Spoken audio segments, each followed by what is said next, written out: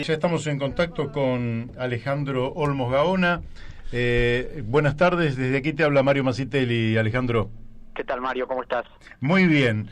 Bueno, desde ya que la primera pregunta tiene que ver con esta sesión que hubo en la Cámara de Diputados el miércoles de la semana pasada, donde el resultado sorprendentemente por lo menos dio 224, casi por unanimidad, con una abstención y 2 votos en contra, una suerte de transferencia, si se quiere, de facultades del Poder Legislativo al Ejecutivo.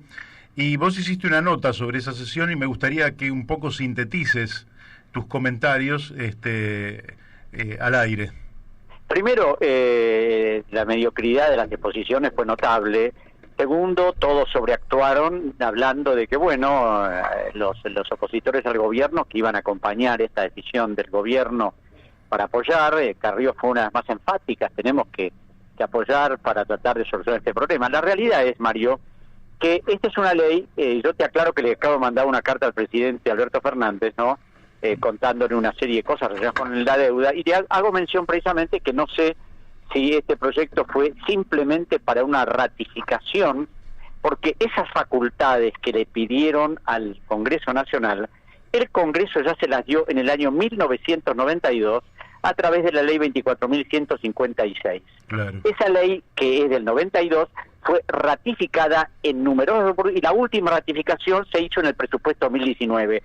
O sea que esta nueva ley era totalmente innecesaria, porque las facultades delegadas, que además son inconstitucionales, porque el Congreso no puede delegar facultades que le son propias, como son las de administrar la deuda, y en esto la doctrina jurídica es uniforme, y eventualmente, ante una delegación excepcional, cabe en cabeza el presidente, no de un ministro. Pero bueno, como acá había un gran jurista argentino, fue asesor de Alfonsín, Carlos Nino, que escribió un libro, Un país al margen de la ley. Aquí la ley no le interesa a nadie, que la deuda sea fraudulenta, ilegal, no solo la deuda del macrismo, sino todas las reestructuraciones anteriores, tampoco le interesan a nadie, y como siempre hay que pagar, y bueno, esta es una nueva forma de refinanciar, de seguir pagando, y de que la deuda, que desde 1984, cuando terminó la dictadura, es decir, fue un grave problema, nunca se solucionó y va a seguir así, porque claro,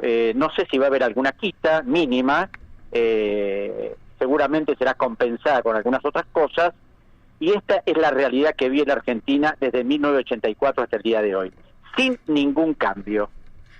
¿A qué atribuís vos que el Congreso de la Nación, justamente donde supuestamente están los representantes del pueblo, prácticamente en toda su diversidad y en toda su dispersión geográfica, no asuma facultades que le corresponden por la propia Constitución Nacional? Lo que sorprende es que supuestamente mujeres y hombres libres que constituyen las dos cámaras terminan no cumpliendo la misión para la cual fueron elegidos. Mira, yo no sé si lo hacen por miedo, por temor, por todas estas cosas que corren, que si la Argentina deja de pagar, investiga, o por lo menos si toma alguna decisión republicana y democrática, puede pasar montones de cosas. Porque una de las cosas que me llamó la atención es, primero, cuando el kirchnerismo era gobierno, el 2014, fue una ley de pago soberano, que en su artículo 12 se creaba una comisión de investigación de la deuda. Comisión que casi nunca tuvo funcionamiento, porque los propios integrantes nunca daban quórum. Pero bueno, podrían haber rehabilitado esa parte de la ley que apenas asumió Macri, la disolvió. Otra de las cosas que podrían haber hecho, sin entrar en default, es por lo menos hacer un censo de acreedores, saber quiénes son los acreedores, quiénes son los tenedores, son fondos de inversión, o sea, cuánto compraron, qué intereses recibieron, tampoco. ¿Y esto por qué? Porque bueno, es el miedo al sistema financiero, el miedo a, por un lado, el miedo, por otro lado, seguramente, es decir, hay grandes presiones, hay algunas cuestiones que tienen que ver con cómo funciona este sistema, donde se retribuye espléndidamente a los que colaboran con ellos, porque en este momento la deuda aparte de estar en algunos grupos, algunos bancos, está prácticamente en cabeza de grandes grupos de inversión como BlackRock, Templeton, etcétera, ¿no? Es decir, es como un conjunto de cosas. Y por otro lado, Mario, hay una realidad. Aquí, desde que terminó la dictadura, es decir, los dos partidos mayoritarios, el bipartidismo famoso, son los que fueron cómplices de todos los procesos de endeudamiento. Entonces no se quieren investigar a sí mismos, porque cuando asumió Alfonsín y el juez federal Martín Anzoátegui mandó un oficio a la Cámara de Diputados para que trataran de colaborar en la investigación de la deuda, dos diputados justicialistas, Adán Pedrini y Miguel de Unamuno, presentaron un pedido para crear una comisión. Eso fue bochado por los radicales. Cuando el justicialismo fue gobierno, al asumir Menem, los radicales hicieron lo mismo, pidieron que se investigara la deuda, y ahí el justicialismo dijo no. Y así ha sido invariablemente. Entonces, otro de los grandes componentes, a mi juicio, es que como la deuda que dejó la dictadura, la mitad casi, era deuda fraudulenta y ficticia de los grandes grupos empresarios, estoy hablando de Techín, de Pérez Compán, de Bridas, de Industrias Metalúrgicas Carmona, de Renault Argentina, de Ford, etcétera, etcétera, de las empresas del Grupo Macri, por supuesto. Es decir, como esa deuda ha sido pagada y reconocida durante décadas, es decir, ¿cómo van a justificar que pagaron una deuda ficticia? ¿Y por qué digo que ficticia? Porque apenas asumió Alfonsín, esa deuda fue parcialmente investigada por auditores del Banco Central, la auditoría desapareció, es decir, no sabemos si se destruyó, y yo la pude reconstruir porque conseguí los nombres, los auditores, fueron a declarar al Juzgado Federal número 2 y contaron cómo era el fraude de las grandes empresas del país. Entonces, claro, poner en evidencia todo eso, nadie se anima. Por eso me pasa lo que pasa, ¿no? Claro, termina siendo para el gran público una suerte de caja negra de la cual nunca salen buenas noticias, porque... No, además te diré un detalle. El fiscal Federico Delgado, que es el fiscal histórico de la causa de la deuda, tanto la que inició mi padre como la que seguí yo y las últimas investigaciones, hace 1 año y medio, a través de una investigación de auditores del Banco Central que colaboran con la Fiscalía, imputó penalmente a Mario Quintana, vicejefe de gabinete, a Luis Caputo, ministro de Economía, presidente del Banco Central, y el primer cargo que tuvo, secretario de Finanzas, y a Santiago Bausili, que fue secretario de Finanzas durante toda la gestión de Macri, porque mientras emitían bonos por un lado, los compraban por el otro, no solo personalmente, sino a través de empresas vinculadas a ellos. Nosotros nos presentamos con Pino oportunamente, con un amicus, acompañando documentos para impulsar la causa. Bueno, ahí está la causa muriéndose de risa del 2018, y hace 3 días lo llamo a Federico Delgado para ver qué pasaba, y me dice que no, que ahí está muerta y sepultada. Y estamos hablando del gobierno anterior, ¿qué? ¿El doctor Fernández no sabe este tipo de cosas? ¿Su gobierno no lo conoce? Es decir, el Procurador General de la Nación no sabe que uno de los representantes del Ministerio Público ha impulsado una denuncia contra estos delincuentes. Pero no, parece que como si hubiera en algunas cosas un pacto de impunidad. Te puede parecer muy grosero esto que te digo, pero me llama la atención que habiendo una causa penal abierta, es decir, hace ya mucho tiempo, no se haga nada. Sí, es tremendo. ¿Cómo interpretás las palabras de hace unos 15 días atrás de Mauricio Macri, cuando él dice que yo les decía a mis funcionarios que si seguíamos pidiendo plata en un momento nos iban a dejar de prestar y el país se iba a ir a la mierda?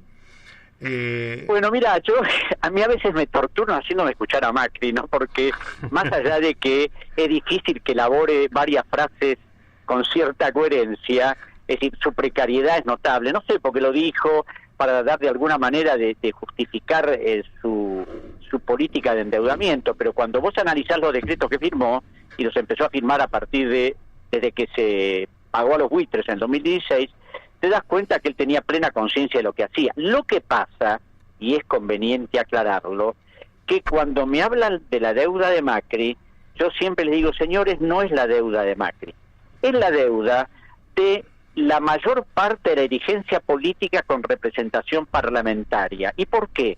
Porque Macri no emitió un solo bono que no haya sido autorizado por el Congreso Nacional, en el 2016, 2017, 2018 y 2019. Así es es. decir, todos los que votaron a favor de ese endeudamiento son corresponsables. Estoy hablando del peronismo federal, del Partido Justicialista, de muchos partidos provinciales y del Frente Renovador. Del Frente Renovador y del Frente Renovador, que junto con un montón de legisladores del Frente para la Victoria votaron a favor del pago a los buitres en el año 2016. Entonces, parece que no se quieren hacer cargo y diputados que hoy votan una cosa, hace 3 años votaron otra. Entonces, ese es el drama argentino, Mario, que la gente no tiene memoria, que si dicen hoy lo que negaron ayer. Y bueno, ¿y cómo puede funcionar un país donde la dirigencia política, que tendría que tener cierto grado de responsabilidad, y bueno, no se hace cargo de lo que hizo? Te va a hacer una pregunta Daniel Pérez. ¿Qué tal, Alejandro? ¿Cómo estás? Buen día. ¿Qué tal, Daniel? Buenas tardes. Mañana vence a las 6 de la mañana el deadline de la provincia de Buenos Aires, ¿no? Con respecto a la propuesta que hizo Kicillof, sí, a los bonistas de pagarles el 30% ahora y el interés correspondiente, creo que son 5 millones de dólares, una cosa así. ¿Cómo ves esta negociación? Bueno, Kicillof la está haciendo, es decir, se la están haciendo muy difícil. Sí. Y no sé en qué puede terminar, no sé si va a conseguir un apoyo general, porque hoy acabo de leer que prácticamente podía conseguir el 75%. Claro, con eso ya evitaría el default. Claro, no lo sé, pero claro, a mí Kicillof no me merece confianza, porque él fue el que negoció el pago al Club de París, donde respetó hasta los abultados intereses que nos cobraron sin discutirle ni un solo peso. Sí. 9.550 millones de dólares que podríamos haber pagado mucho menos, pero bueno, él negoció y le dijeron hay que pagar esto. Y además, es lo que me llama la atención, que no discutió nada, porque antes había sido discutida la obligación con el Club de París en todas las rondas anteriores, durante la gestión de Alfonsín, aún durante la gestión de Menem, que se consiguió pagar en un montón de años. No, acá dijo en 5 años pagamos todo, así que no sé qué está pasando ahora. Yo creo que Kicillof es un tipo que tiene mucha competencia, es un buen académico, pero claro, una cosa es la academia, como Martín Guzmán, y otra cosa es marcar el Ministerio de Economía, ¿no? Sí. Y cuando yo fui asesor de Correa en el Ecuador, nos dimos cuenta la enorme diferencia que existe entre los conocimientos teóricos y enfrentar estos sinvergüenzas que siempre quieren apretarnos de todas las maneras posibles. Te quiero hacer otra pregunta referida, justamente me das pie por esta observación que estás haciendo. Un amigo, lógicamente, aparte de una persona absolutamente conocida, Claudio Lozano, hace no mucho tiempo atrás sacó un libro sobre la deuda ilegítima. Y después de dicho libro, fue designado en el directorio del Banco Nación. ¿Crees que desde ese lugar puede hacer algo respecto a esta problemática?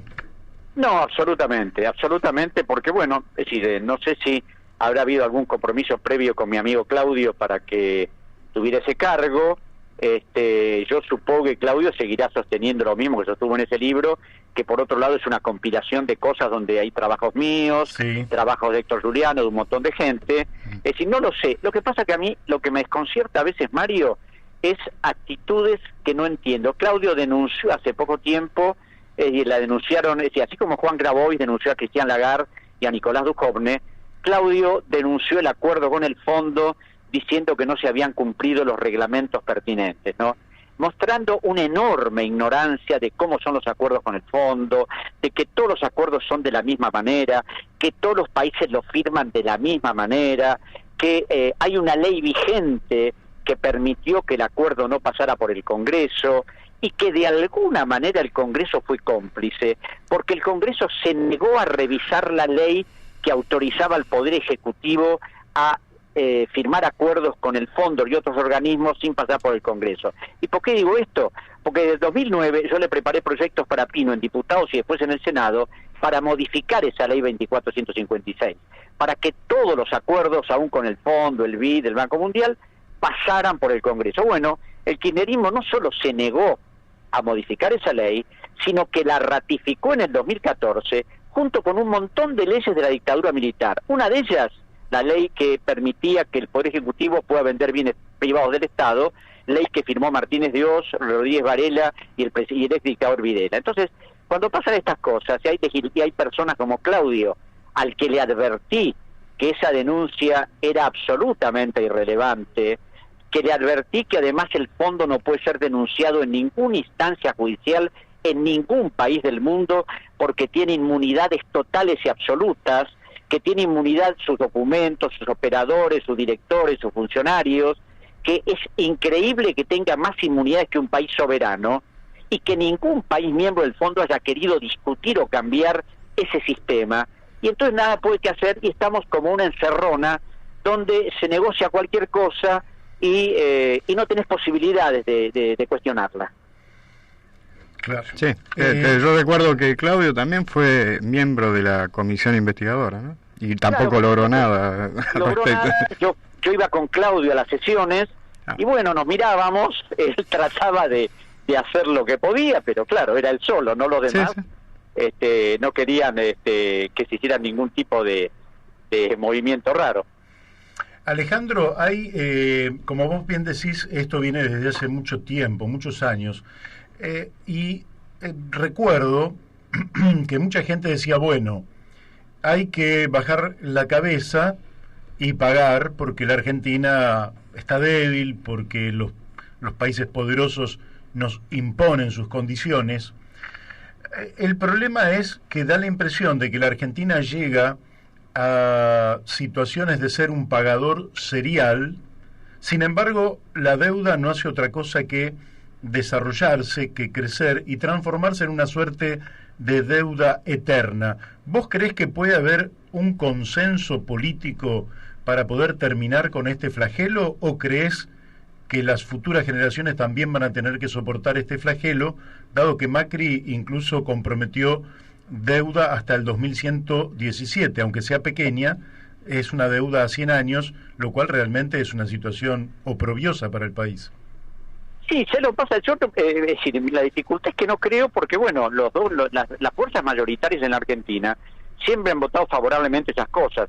Y cuando yo pongo el ejemplo del Ecuador, es porque el Ecuador, cuando Rafael Correa asumió el poder, asumió en soledad, sin estar atado a ninguno de los grandes grupos políticos que manejaban el país. Entonces, pudo enfrentarlos y pudo hacer una auditoría que mostraba los enormes perjuicios causados al país por todo ese proceso. Y pudo discutirlo y pudo enfrentar a los acreedores a pesar de no contar con el apoyo de ningún país latinoamericano.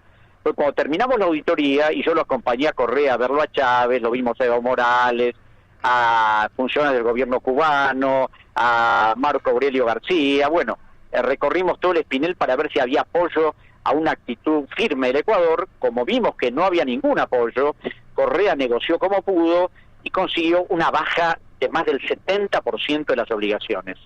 Es decir, pero claro, lo hizo porque, ya te digo, es decir, no pertenecía a ninguno de los grandes grupos políticos que habían negociado el proceso de la deuda. En la Argentina eso es difícil porque tanto el justicialismo como la Unión Cívica Radical siempre han consentido todo esto, a pesar de que el orden jurídico argentino determina que las obligaciones ilegales son nulas de nulidad, no solo las obligaciones sino sus consecuencias, como lo que ha escribido hace 2 o 3 días en un trabajo Federico Delgado. Pero claro, parece que la ley y la juridicidad en el caso de la deuda no rige y la deuda tiene otros parámetros. Entonces, si la deuda es ilegal, es fraudulenta, si hay delitos de acción pública, no le interesan a nadie porque lo manejan al tema los economistas. Y los economistas tienen 2 posiciones: si se puede pagar, se paga, y si no, se renegocia. Y así estamos, con una deuda de 323.000 millones de dólares a diciembre, una deuda que después de los canjes del 2005 y el 2010 había bajado algo, no el 70% que dice el kirchnerismo, y hoy en este momento está en cifras realmente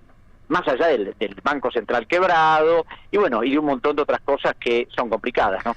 Buenas tardes, Alejandro, te habla Daniel de Abrantes. Una consulta, vos tenés actualizado al día, digamos, no al día de hoy, al año 2019, ¿cuánto llevamos pagado desde el 84 en conceptos de intereses y amortización de capital? Alrededor de 550.000 millones de dólares. Me parece que esta es una cifra que los argentinos deberían conocer desde la escuela primaria, ¿no? Y te doy un ejemplo, se va la dictadura y deja alrededor de 45.000 millones. Claro.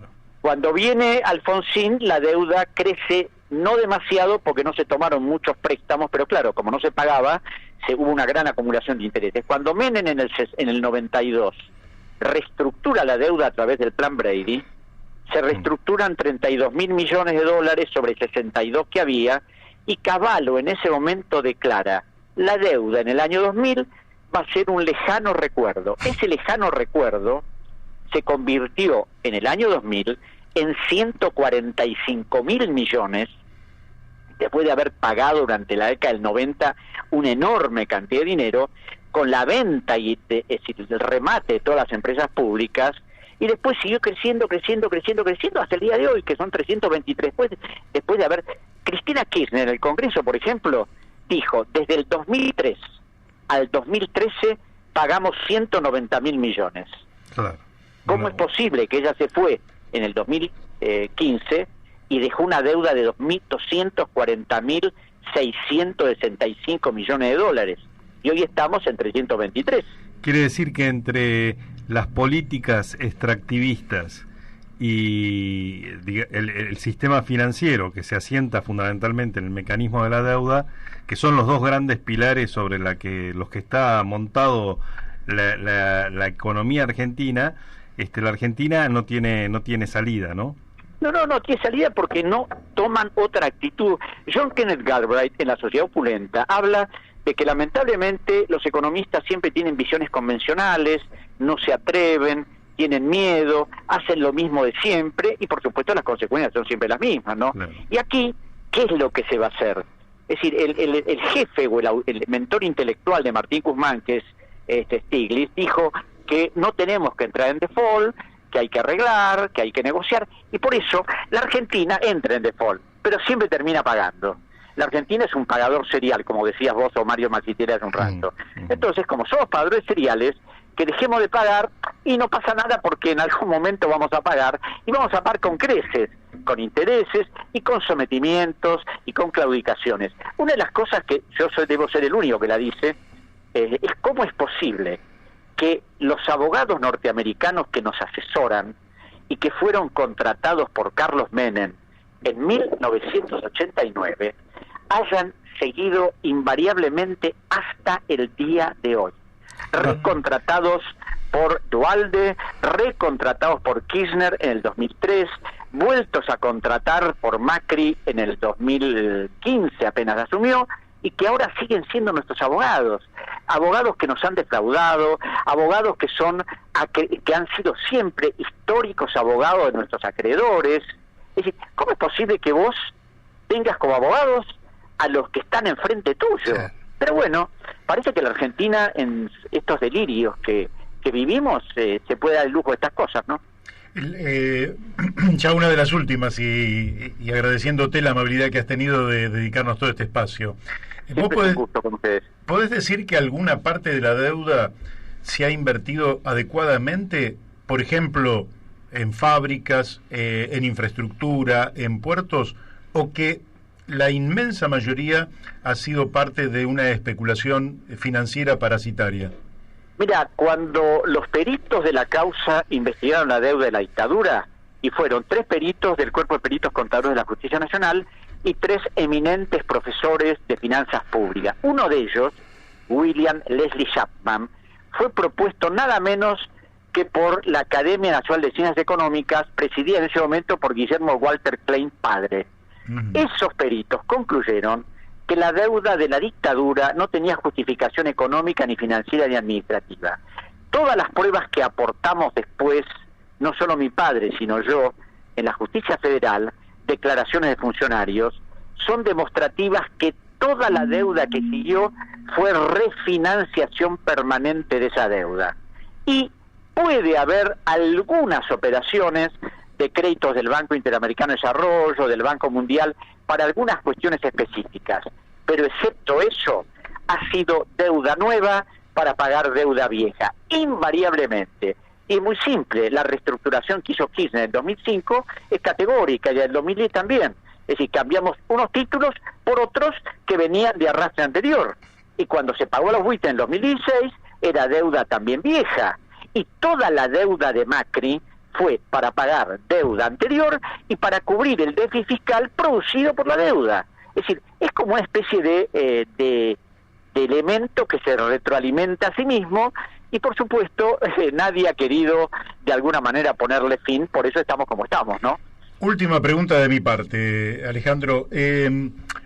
La deuda tiene, según algunos calculan, es de $6.300 per cápita, pero el ingreso del 10% más pobre en la Argentina es de $1.200 per cápita. Sí. O sea que ese 10% difícilmente pueda pagar nada, porque necesitaría no comer durante 5 años y así todo no le alcanzaría.